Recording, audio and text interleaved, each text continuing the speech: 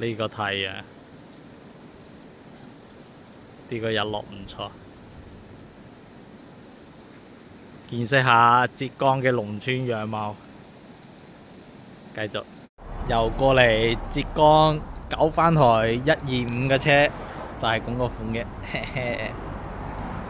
跟住個車主喺度，個車主喺度做咩呢？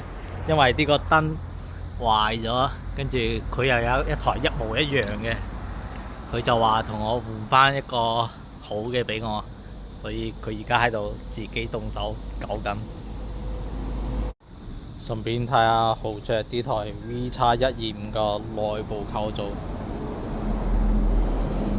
有啲型。呢個亦太好睇啦！今日個夕陽日落太靚啦。其實呢條路都唔錯，只不過呢個全景仲更加唔錯。太好睇啦！一片綠色，繼續向前行。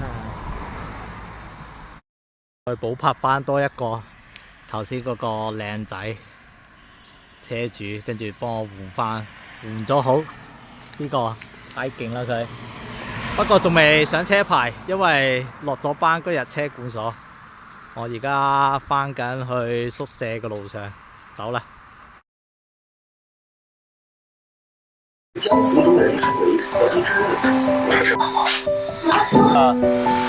工廠，来去扫街道啊，新建的金丝草道，要叫小黄车看一下。竹扫把我看一下。